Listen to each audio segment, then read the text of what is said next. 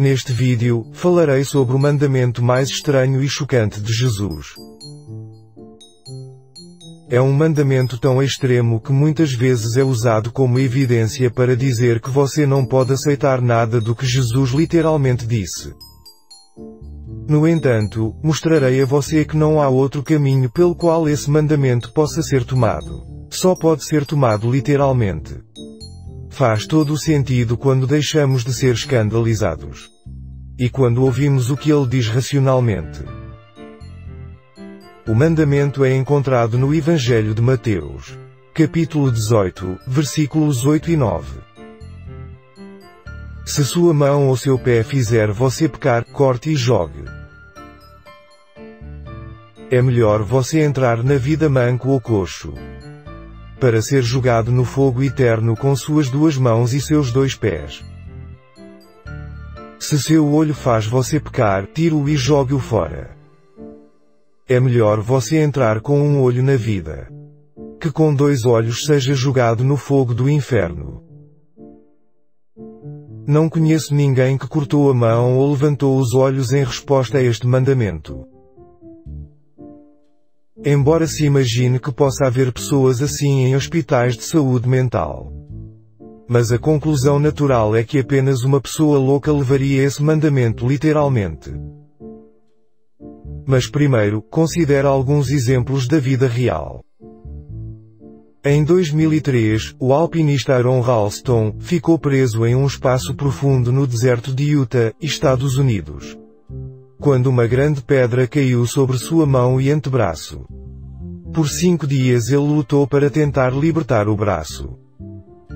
Ele tinha apenas uma garrafa de água para mantê-lo vivo. Sua mão já estava apodrecendo quando ele finalmente teve a coragem de literalmente quebrar os 2 ossos do antebraço. E depois cortou o braço para se libertar da pedra. Aron Ralston ficara louco. Ele estava errado. Ou era a coisa mais lógica que se podia fazer em tais circunstâncias? Agora, considere outro exemplo. Em hospitais ao redor do mundo. Toda semana, se não todo dia. Cirurgiões cortam e removem a pele, músculos, ossos, membros e até órgãos de pessoas que têm principalmente o resto do corpo saudável. Eles fazem isso para libertar essas pessoas de ameaças como câncer, gangrena e outras infecções. Os cirurgiões são loucos. Eles são fãs. Eles saíram da linha. Obviamente, em ambos os exemplos, o que foi feito fazia total sentido. O que foi feito foi extremo. Mas somente se você ignorar as consequências mais graves. Consequências que resultariam se as partes ofensivas do corpo não tivessem sido cortadas. Veja bem, o que Jesus disse é extremo quando você omite o que realmente significa. Viva para sempre com ele, ou seja destruído para sempre no inferno. Você e eu somos diferentes em relação ao que o céu e o inferno significam literalmente. Mas se as consequências não forem mais graves do que as consequências da remoção de um membro ou órgão ofensivo, que provavelmente poderia ser removido sem perder a vida física. Se temos tão pouca fé na vida após a morte, então, vamos ser honestos sobre isso. Digamos que toda a nossa conversa sobre o céu é na verdade um mero conto de fadas. Digamos que nosso céu é apenas uma ilusão. E que os demónios de que estamos falando são apenas uma história de horror fictícia. Digamos que a única coisa que realmente importa é a nossa vida temporária agora. E que o resto é fantasia. Não é isso que nossas ações mostram. Veja bem, esta é a decisão que cada um de nós precisa tomar. Podemos buscar sucesso, prazer, popularidade e conforto agora. Possivelmente por até 80 ou 90 anos. Ou podemos arriscar tudo por uma vida muito mais maravilhosa para sempre com Deus. Qual você vai escolher? Você não pode ter os dois. Foi isso que Jesus ensinou. A menos que você realmente acredite que existe um Deus, que Jesus é seu Filho e que o que Jesus disse é a verdade absoluta revelada a nós por nosso Criador, você sempre escolherá a opção mais fácil.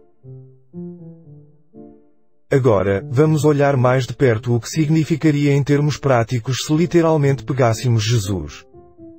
E o que ele disse sobre cortar nossas mãos, pés ou olhos se isso nos leva a pecar. Uma vez, coloquei uma navalha muito afiada no casaco, com a intenção de tomar esse mandamento literalmente. Se minha mão, meu pé ou meus olhos me fizessem pecar naquele dia, eu literalmente a cortaria. Imagine-se nessa mesma situação. Você viveria diferente de como você vive agora. Veja bem, as igrejas de hoje estão encharcadas com o tipo de raciocínio que diz: não se preocupe, nada é perfeito, Deus o ignorará. Como todos nós pecamos todos os dias, o importante é que Deus sempre estará lá para perdoá-lo incondicionalmente. É verdade que ninguém é perfeito, mas você não acreditaria o quão perto da perfeição você pode chegar quando tem uma navalha por perto, quando você pensa em se livrar dos seus olhos, pés ou mãos, se eles o levarem ao pecado. Você pode ter certeza de que eu estava totalmente em alerta contra qualquer sinal de pecado enquanto eu estava com a navalha no bolso. E aconteceu que no final do dia eu entendi o assunto mais profundamente. Eu entendi que não era realmente minha mão, nem meu olho, nem meu pé que me levou a pecar. Foi meu coração. Foi minha atitude geral de indiferença em relação ao pecado. É daí que vem o pecado. O que eu realmente precisava era de um transplante de coração. Ou talvez um transplante de cérebro. Só de pensar em perder um órgão como resultado de um pecado foi o suficiente para mudar minha atitude em relação ao pecado. Pude ver que aos olhos de Deus o pecado não é um jogo. Eu fui transformado pela renovação da minha mente. E tudo veio de levar Jesus a sério com este mandamento chocante. Hoje não carrego uma faca comigo. Mas eu provavelmente deveria fazer isso, porque tantas vezes esqueço a lição que aprendi naquele dia. E voltei a uma atitude preguiçosa em relação ao egoísmo, impaciência e orgulho. Você pode ver o que estou dizendo sobre esse mandamento de Jesus. Ele quer que façamos coisas drásticas para nos impedir de pecar. Até o ponto de cortar um membro ou de olhar se necessário. É um mandamento maravilhoso. E um que precisa ser levado mais a sério por cada um de nós. Você não imaginaria alguns dos argumentos tolos que as pessoas dão em resposta aos vários ensinamentos de Jesus que descrevi nos vídeos. O que esses argumentos mostram, mais do que qualquer outra coisa, é que essas pessoas não se importam com o que Jesus diz ou pensa. Por toda a sua religiosidade e santidade, eles parecem mais ateus, como se Jesus nunca existisse, e como se seus ensinamentos não passassem de lixo. Eles acham que, se encontrarem alguma falha em mim, poderão ignorar a verdade.